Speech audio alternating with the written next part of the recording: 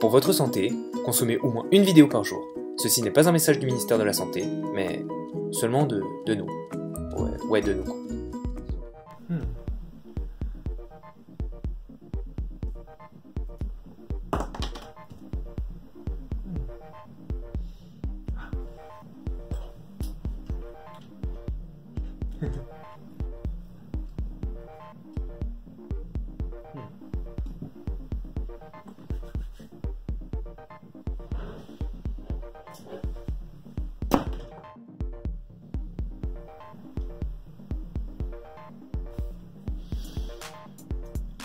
Résistant au choc, qui disait.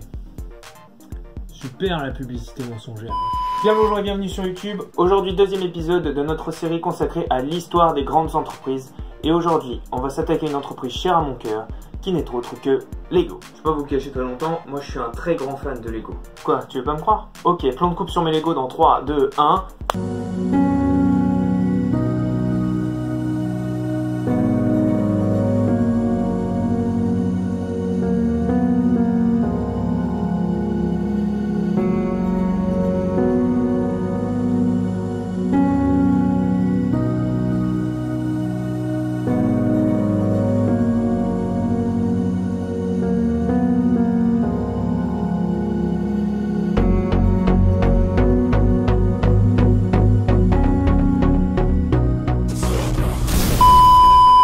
Alors Morissette, impressionné? Pourquoi j'ai dit ça? De 1, je suis fiancé. De 2, je ne veux jamais draguer une personne qui s'appelle Morissette. Et de 3, je ne pense pas que ce soit la taille de ma collection de Lego qui impressionne vraiment les femmes. Oh yeah baby! Bon, commençons. Lego est une entreprise danoise qui tient son nom de l'abréviation de Leggot, qui veut dire jouer bien. C'est pas très recherché comme nom.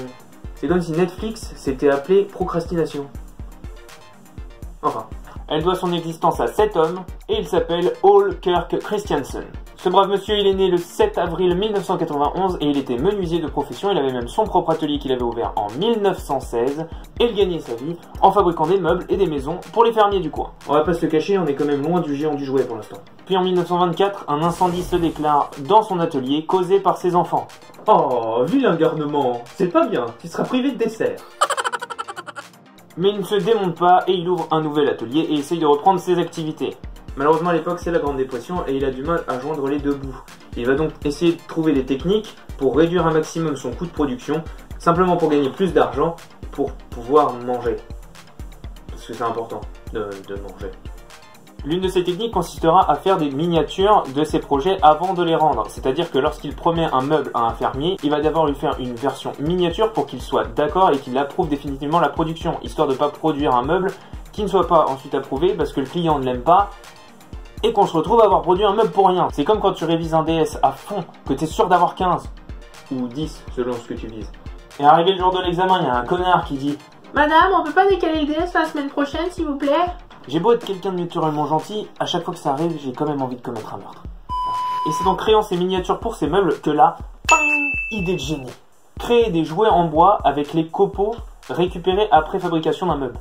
Lorsque vous fabriquez un meuble en bois, il y a forcément des copeaux, des résidus qui restent à la fin. Et il a décidé de réutiliser ces copeaux pour faire des jouets en bois.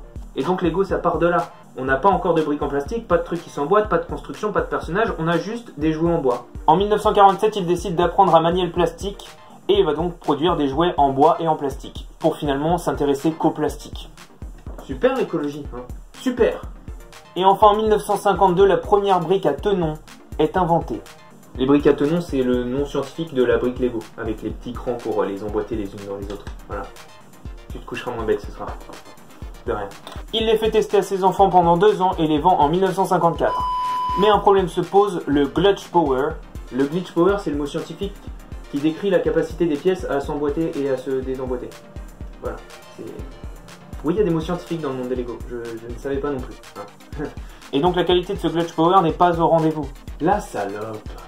Mais en 1958, tel un héros tombé du ciel, vient le plastique ABS.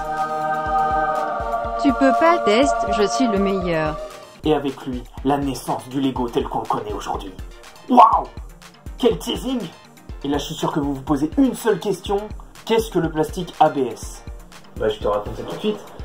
L'acrylonitrile-butadiène, styrène ou ABS est un polymère thermoplastique présentant une bonne tenue au choc, relativement rigide, léger et pouvant être moulé. Il appartient à la famille des polymères styréniques. T'as compris? Moi non plus. On passe à la suite. Bon, j'ai dû te saouler un peu avec mon histoire d'acrylonitrile, tout ça.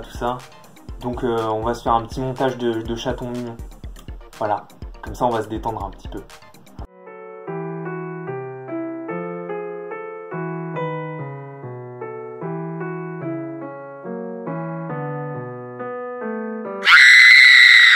Ça t'a détendu, j'espère, de rien. On passe à la suite. Et donc l'arrivée de ce plastique ABS augmente considérablement la qualité de la brique et on obtient enfin la brique Lego. C'est pas du tout ça que je voulais montrer. Et on obtient enfin la brique Lego telle qu'on la connaît.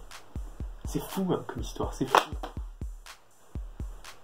Ah mais non, mais il y a une suite. Ah non, pars pas, il y a une suite. Et après l'arrivée de cette brique, tout s'enchaîne, tout va très vite. Les premières figurines, les premiers sets. En 1978, le premier parc à thème Lego, Legoland au Danemark. Et aujourd'hui, il y en a d'autres. Et je suis même allé à celui d'Allemagne, image tout de suite, on se moque pas de ma tête à l'époque. Lego a été élu l'entreprise la plus puissante du monde en 2016 avant d'être détrôné par Disney. Et le Lego a été même élu 2 fois jouet du siècle.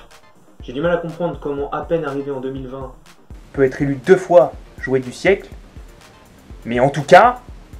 ils l'ont été. Hein. Le malais. Oh oui, ça c'est la musique. Et avant de conclure, je trouvais intéressant de voir l'évolution du logo Lego. On le connaît comme les lettres blanches sur le logo rouge, mais on est quand même parti de loin. Hein. Voilà, vous en avez appris plus sur l'histoire de Lego. J'espère que cette vidéo vous a plu et vous a appris des choses. Si c'est le cas, n'hésitez pas à laisser un pouce bleu. Hein. Vous pouvez me dire en commentaire ce que vous en avez pensé. Si vous aussi vous êtes fan de Lego, dites-le moi, n'hésitez pas. Hein. D'ailleurs, si vous n'êtes pas fan de Lego, vous pouvez aussi le dire. Hein. Et surtout, on n'oublie pas de s'abonner à la chaîne hein, pour voir d'autres histoires sur les entreprises, pour voir d'autres vidéos gaming, pour voir d'autres vidéos en général. Hein. On s'amuse, je vous souhaite une excellente soirée. C'était tout pour moi, cordialement. Je viens vraiment de dire cordialement là. Non mais c'est pas un CV, tu arrêtes hein. Oh mais oh. Je m'engueule tout seul et je regarde des caméras. Non mais le mec, il est fou. Il est complètement malade ce mec. Il est complètement... Ah oui mince, j'ai oublié pour finir. Salut.